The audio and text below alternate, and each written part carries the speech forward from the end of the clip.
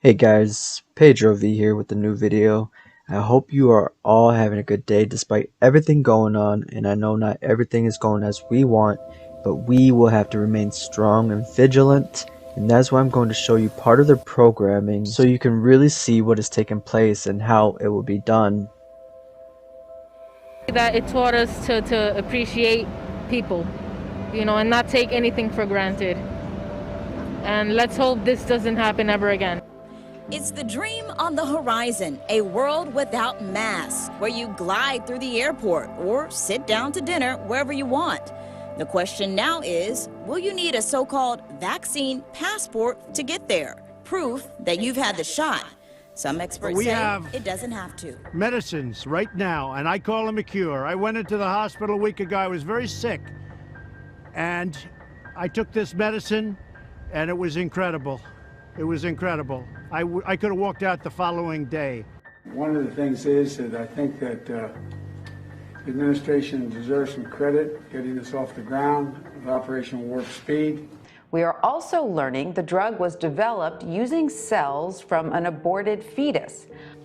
Jean Marie Naser is a nurse in Boca Raton who says she is not getting a vaccine for COVID. I've looked at the science, I've studied what they have put forth in their studies and their warnings, their precautions, and the side effects, and I am not comfortable to say that this is something that would be safe for myself. They flat out admit that they didn't do the full study. They haven't provided that information, and that they say they'll follow up for 24 months. According to the hospital, the workers experienced tingling, elevated heart rates. The hospital says that pausing the vaccinations will allow them to better understand what may have caused these reactions. Flushing and shortness of breath 10 minutes after receiving the shot. Now, it's important to note that worker had absolutely no history of allergic reactions in the past.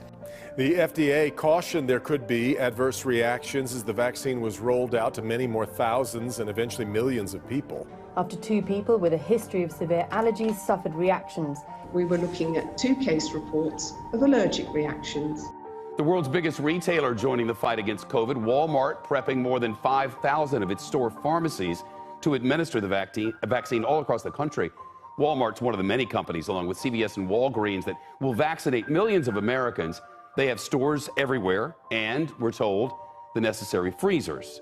But do they have enough workers to give you the shot? So the idea we can suddenly stop now because the vaccine's here, that would be really premature. My multi-pass right here. Oh, barely even felt it. And the risk of this or these vaccines, from what we know, is much less than the risk of the actual disease process. So our advice to everyone, on a volunteer basis, our advice to everyone is to take the vaccine. That was the last Christmas with the grandparents.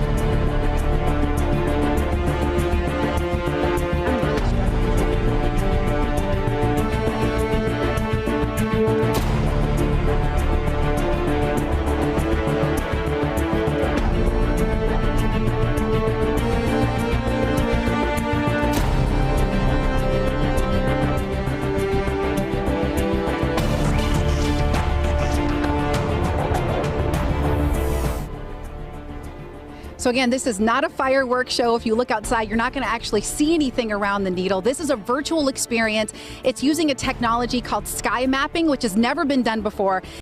So as you just saw with the whole Space Needle, and so this is the whole rebirth, the whole reset, and us taking part into this new age, this new system, which we call the Beast system.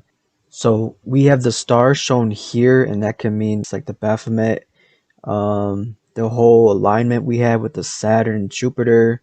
The cube is also representation of what some believe is Saturn, and Saturn represents Satan. So we got the Space Needle, the cube, the DNA, the whole transformation, space being the whole space aspect, cyberspace, everything, Space Force, the needle, vaccinations, the mutations, and everyone evolving into this new age. There will not be a live audience. There won't be the general public. It'll be sealed off. But to make up for that, you're going to be able to experience it in new ways, not just on broadcast TV, but online and through a new New Year's Eve app that you can get on all the app stores, NYE app. And you'll be able to create your own avatar, make it an interactive experience, see the live music that's being performed, and even choose the camera angles that you want to see.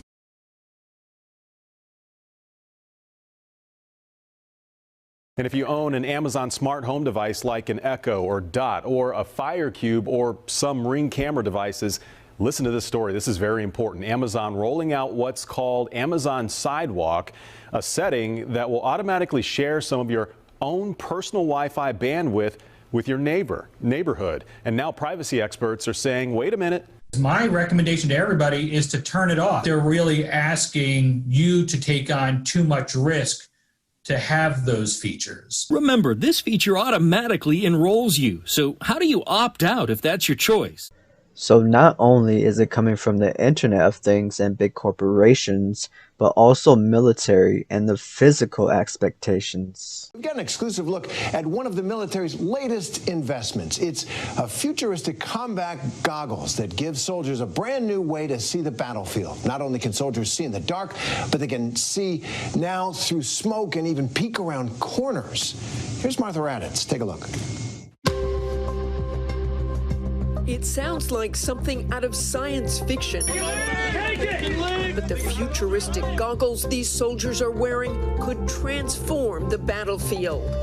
A heads-up display, or HUD for short, allows soldiers to see terrain maps and an overhead compass in real time, helping to clear the fog of war. You have like a little arrow pointing like, hey, go this way. And if it is dark and smoky, no problem. The goggles can see right through it and literally around corners. It's a fighting goggle that's supposed to, really upgrade situational awareness and the way that the men and women of the United States fight.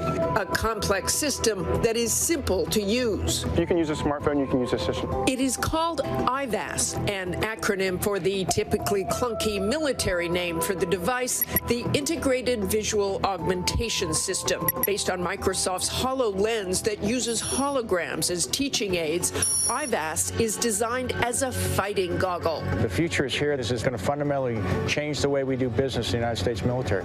Now they just want to completely shut us down, and with that, I mean literally shut everything off, and this will be the blackout programming, and they want to manifest it here, and you can only guess what they really would do in the shadow of night. Kirsten, how concerned are you that beyond being cyber ready, we're not at all cyber ready? In fact, many private and public agencies and companies have been hacked and continue to be at risk from this.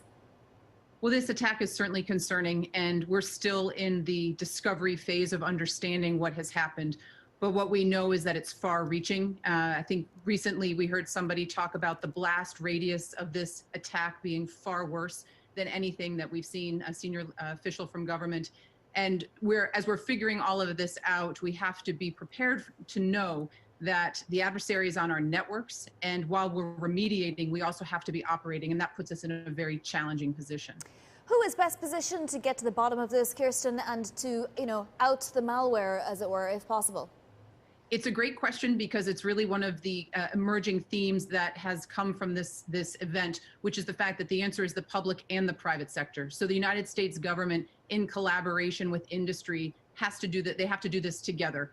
Not one sector or the other can do it by itself. One of the things that's improved over the last few years is we see now that the private sector has actionable intelligence in cyberspace that government doesn't have, but government has the resources to bear against nation state activity. So the recovery, the response, the remediation has to be done with industry government collaboration.